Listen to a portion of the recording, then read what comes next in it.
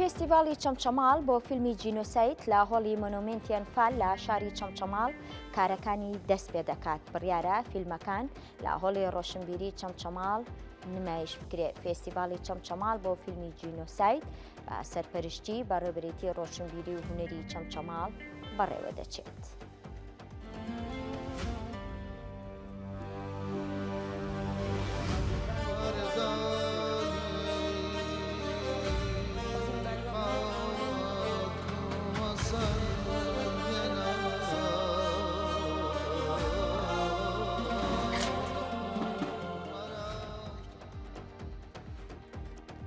ئاسان جەلال زانیاریمان دەربارەی فێستیڤاڵەکە دەداتێ. ئاسان سڵاو لێبێ.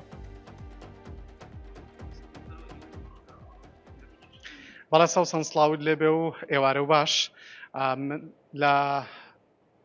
لە هۆڵی مۆنومنتی ئەنفالم ئەڵبەتە شەشەمین فستیڤاڵی چەمچەماڵ بۆ فیلمی جێنۆساید وا بڕیارە کاتژمێر 5:30 خولەک لێرە دەست پێ بکات. من لە نێو هۆڵەکەم تەواوی ئامادەکاریەکان بۆ فستیڤاڵەکە تەواو بووە. هەڵبەتە ئەم فستیڤاڵە بە پاڵپشتی میدیایی دەستگای میدیایی کورسات بەڕێوە دەچێت و هەروەها بەڕێز قوبات تاڵەبانی جێگری سەرۆکی حکوومەتی هەرێمی کوردستان بە چاودێری ئەو ئەم فستیڤاڵە بەڕێوە دەچێت.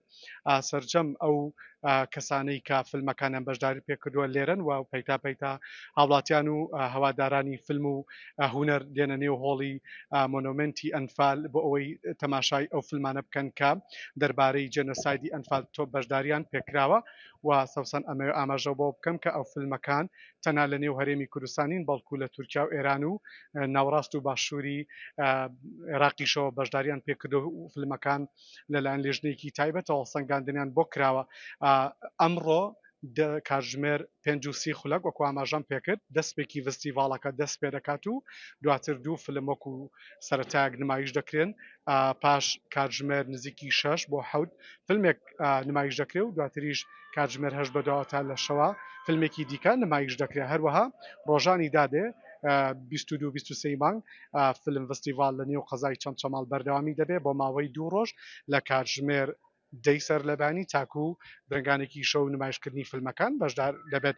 من دەمەوێت هەندێک جەوینێ و هۆڵەکەتان پێ بووگازمە و دواتریش دوو میوانم دەبێت گەر کامێرەمانەکە ماوکارم بێ ئەڵبەتە ئامادەکاری تەواو کراوە بۆ فیلم شەشەمین فستیڤاڵی چەمچەماڵ بۆ فیلمی جێنۆساید وەکو ئاماژەم پێکرد بە پاڵپشتی میدیایی دەستگای میدیایی کورسات فستیڤاڵەکە بەڕێوە دەچێت. ئێستا هەژار کەیفا کە بەڕێزیان سەرپەرشتیاری ڕاگەاندنی فستیڤاڵەکان بەشێکی ڕاستە و خۆ لەگەڵم دەبێت.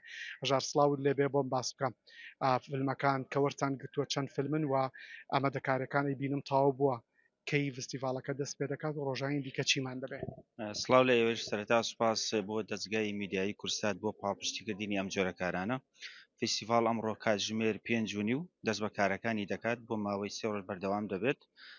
سەرەتا چالایکی گۆرانی و میوسیک و فیلمی دەستپێک لە هۆڵی مۆنومنت دەکرێت.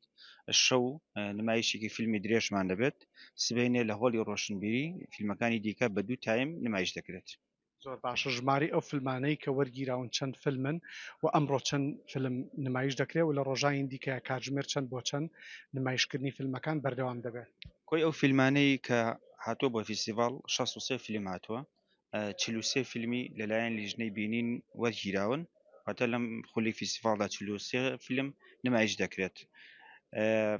ئەمڕۆ لە مۆنومنتی ئەنفال 2 فیلمی دەستپێک نمایش دەکرێت. فیلمی فایلی ژمارەیەک لە دەرێنانی خاتوسۆنیا جەلیل زەنگەنە، فیلمی کۆشکی مێروولەکان لە دەرێنانی بەڕێز تۆفیق ئەمانی. زۆر باشە. سەرجەم ئەو فیلمانەی کە وەرگیراون باز لە مەرگەساتی ئەنفال و جێنۆسایدەکە یاخود بابەتی دیکەشی تێدایە لە نێو فیلمەکان. بێگومان ئەم فستیڤاڵە تایبەتە بە فیلمی جینۆساید. سەرجەمی ئەو فیلمانەی کە وەرگیراون تایبەتن بە فیلمی جینۆساید. زۆر باشە. لە ڕۆژانی دادێ فستیڤاڵەکە لە کاتژمێر چەند بۆ چەند دەست پێ دەکات بەوەی هەوادارانی فیلم و سینەما بزان نێو قەزای چەمچەماڵ و دەوروبەریشی. ڕۆژانی 22-23 لە هۆڵی مۆنومنتی ئەنفال بەیانیان کاتژمێر 10 بۆ 12 فیلم نمایشەکرێت. کاتژمێر 3 بۆ 6 فیلم نمایشەکرێت. هەروە شەوانیش فیلمێکی درێژ نمایشەکرێت. زۆر سپاس هەژار کەیفا سەرپەرشتیاری ڕاگەاندنی فستیڤاڵی شەشەمین فستیڤاڵی چەمچەماڵ بۆ فیلمی جێنۆساید.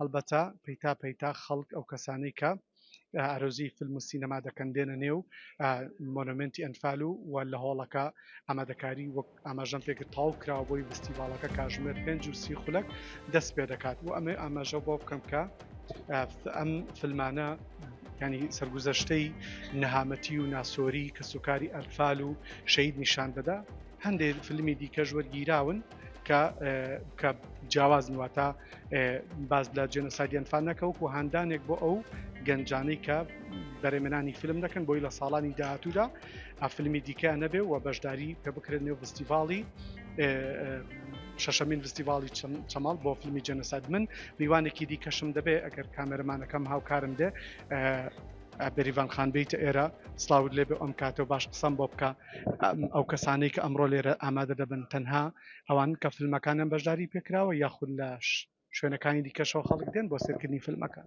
بەڵێ سانگیان بەخێربیان سەرچاوەکانم لە ڕاستیە ئەو فیلمانی کە بەشدارە لە هەر چوار پارچەی کوردستانەوە هاتوون فیلممان هەیە لە باشوورەوە فیلممان هەیە لە باکوورەوە لە ڕۆژهەڵاتەوە هێشتا کاستی ڕۆژهەڵاتمان نەگەیشتووە بەڵام جگەلەوەی کە کاستی فیلمەکانن میوانیشان لەگەڵ خۆیان ناهێنەوە. زۆر زۆر سپاس دەستە خۆش بێ سپاس بۆ قسەکردن بۆ کورسات نیوز بەڵێ سەوسەن وەکو ئاماژەیان پێکرد کە لە ڕۆژهەڵاتی کوردستانی شەو میوان دێت بۆنەوە شەشەمین فستیڤاڵی چەمچەماڵ بۆ فیلمی جێنۆساید و لە ڕۆژانی داهاتووشدا بەردەوام دەبێت فستیڤاڵەکە. سپاس.